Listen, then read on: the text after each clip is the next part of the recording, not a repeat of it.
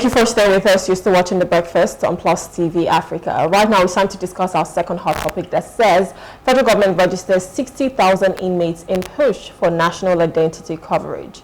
The federal government has taken the national identity number NIN registration to correctional centers, enrolling nearly 60,000 inmates nationwide as part of its target to build a comprehensive database by the end of 2025.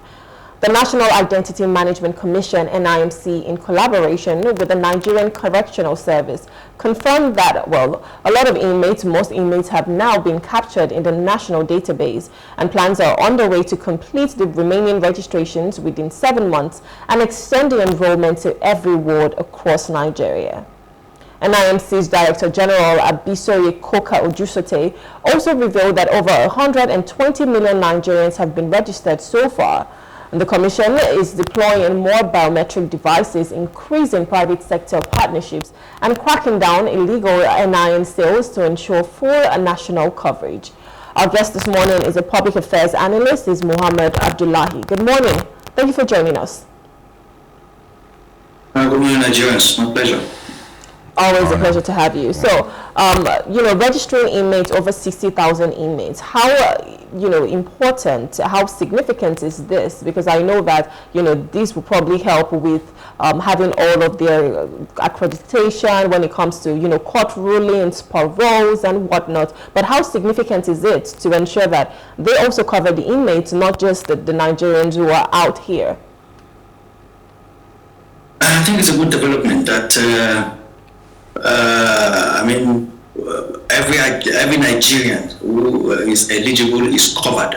By the is covered by their identity is covered and then known by the Nigerian government, because it's very important.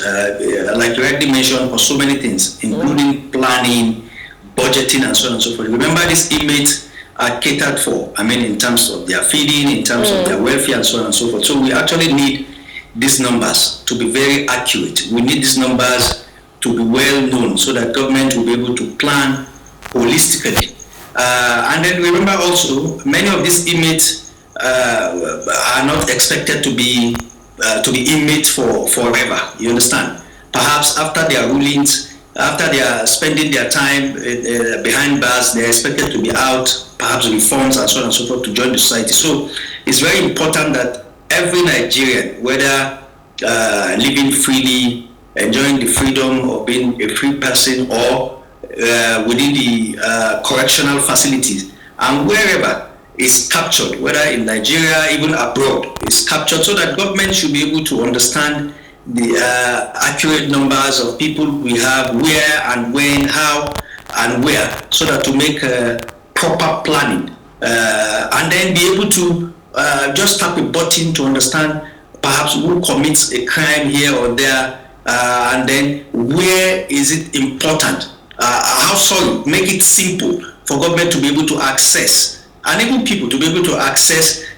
information and data of fellow citizens and so on. So I think it's a good development in my own view.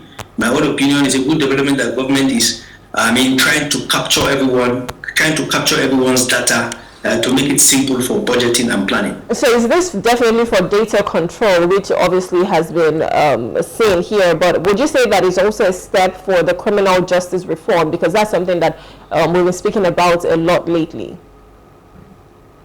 Of course, definitely it is, because like I said earlier, government takes control of very many of if you want to stick to inmates issues, for instance, correctional issues, government is in charge of welfare, government is in charge of perhaps the court issues, and so many other things specific to that sector.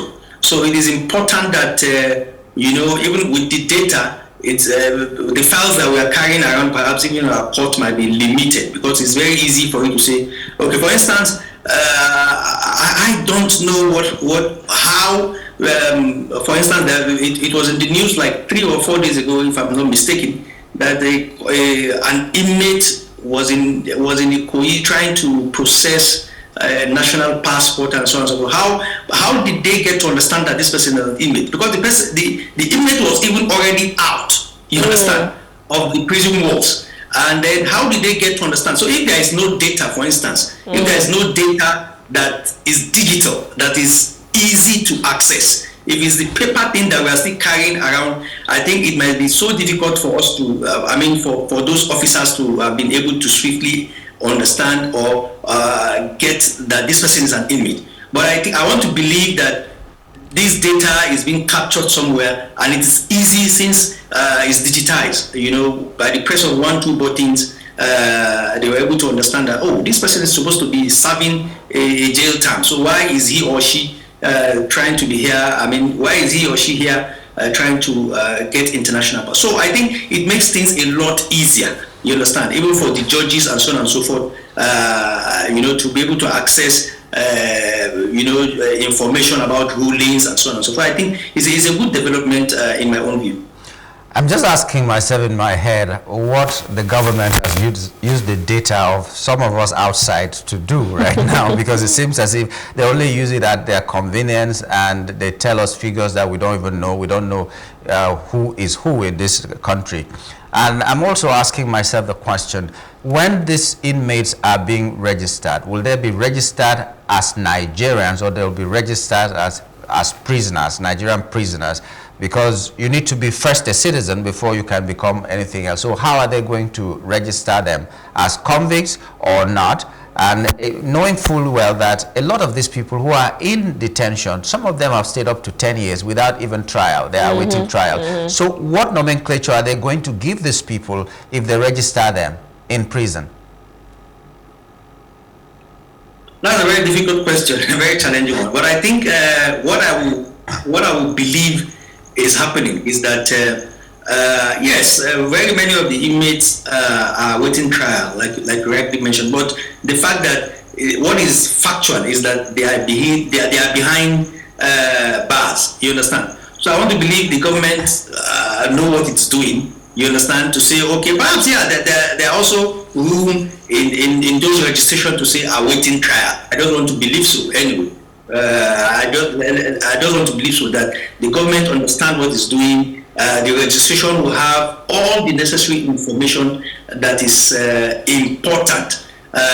If there is anyone who is serving, who is there perhaps for a life sentence, the nomenclature also carries that this person so female, blah blah blah, so age and so on and so forth, is serving a life sentence. I want to believe, I have not seen the registration template, but I want to believe it carries all these, those simple details, so that it is also easier that it makes it easy that we don't bundle things perhaps in the nearest future. So I want to believe all these details are well taken care of.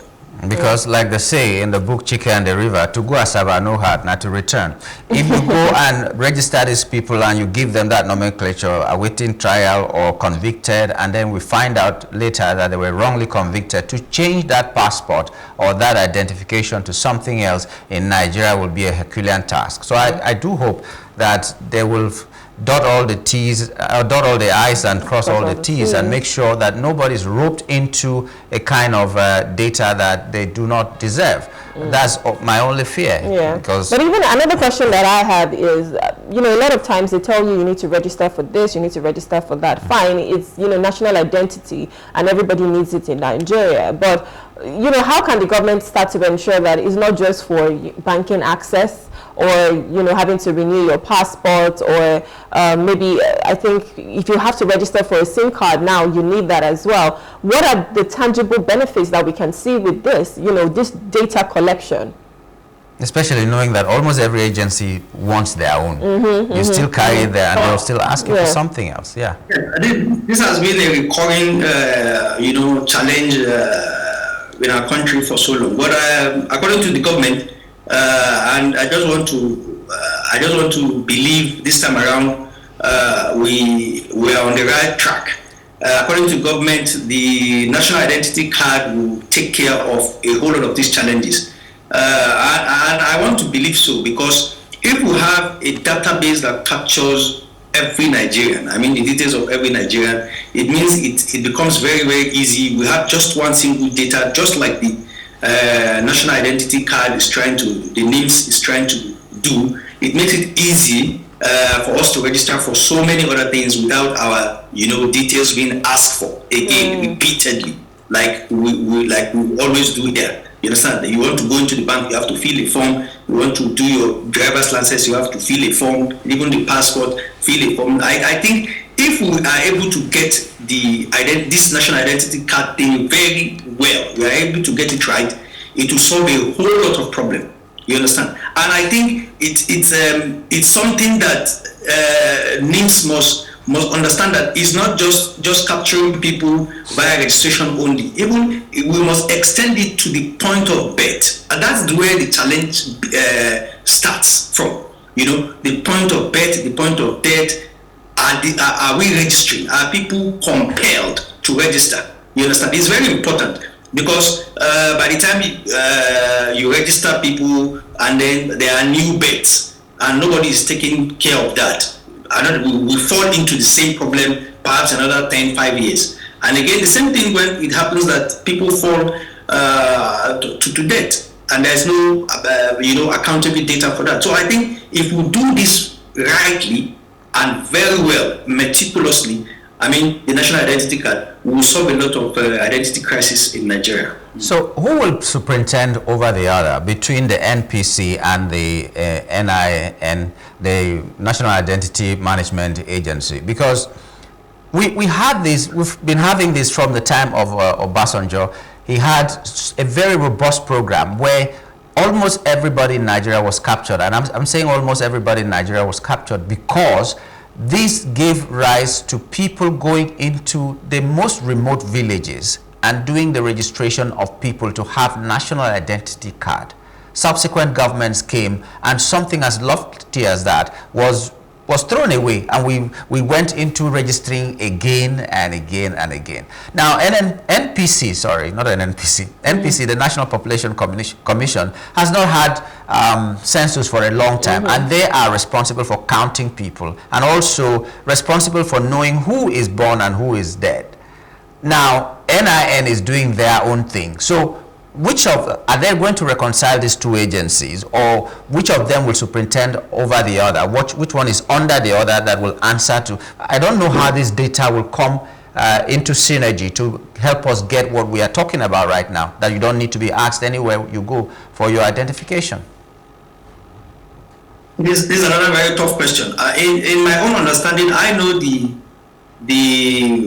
NIN thing is under the Ministry of Communication, if I'm not wrong. But I'm unable at the top of my head now to reconcile where the NPC falls in. Which of the ministries. But I know for sure those in charge of the NIN in the Ministry of Communication.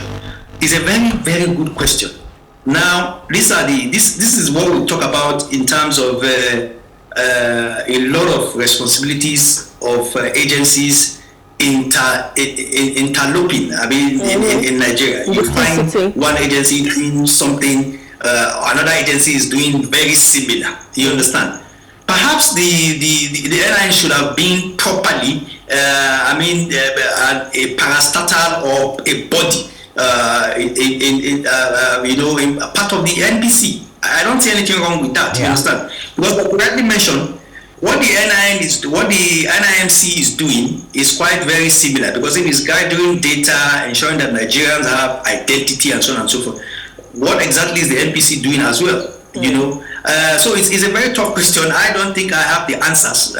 Those in charge of government understand it better. Perhaps we should look at a policy or a law that will reconcile these two agencies, you understand, make them work hand in hand, put them together, and then, like you rightly mentioned, we have both of them collaborating and working together for the betterment of Nigeria and Nigerians. But it's a very dicey one, even though we know that NPC is solely perhaps for population and census and so on and so forth, but identity is also part of census. Exactly. So yes, I think it's important that these two agencies are closely working together and perhaps even in the same ministry and collaborating together. I think this just reminds me of the Onosari report. Yeah, that was talking about duplicity and ensuring that, you know, anyone that is doing the same thing, they can come together and collaborate. But so one of the things that NIMC is speaking about is they have registered about 120 million Nigerians, which is about 60%. But by the end of 2025, they're looking to register every single person. How feasible do you think this is? Do you think it's something that they can definitely do? Yes, if the resources is there, I think it's very. We still have like about 6 months to the end of 2025. Yes, it's possible. But again, you know, we keep shifting goalposts. This NIMC thing, I think, is and 3-4 years now that have been, or more, I understand that we've been pushing. So what is stopping us from concluding this? It's not just a one-time thing, like we always do in this part of the world. You mentioned the Obasanjo regime when he started a very robust plan about the national identity card. I have my own national identity card. Perhaps it's no longer functioning, but I have a genuine one issued then by that government. You understand? What we do in this part of the world is we just do things once and then we stop. No, whether policies or government or citizens stuff is issues is a continuum, is a continuous thing. You understand? You know. So the same thing will happen here. If we just find a way after 2025, perhaps we're able to register 220 million Nigerians and then we just stop. We are not updating. We are not, like I mentioned, for instance, from the point of birth, I know in so many developed countries, that is where you get your identity from. You remember the issue of Chidinma, the Nigerian South African pageant. You remember that? Yeah, so it was from the point of birth that people are issues identity number, which is unique to them everywhere. You understand? So for us here, we wait for people to grow up until perhaps whether 18 or 20, and then we start running helter-skelter for registration, which is by death too late. So if we're able to tackle it from the point of birth, every nook and crannies of this country from the point of birth, I think we're able to solve the problem. But if we just do this thing once after 2025 and then we go to sleep again, in another 5-10 years, another same crisis. All right, Mohammed, thank you. Thank you for being careful and being optimistic, but I know it will not work in 2025.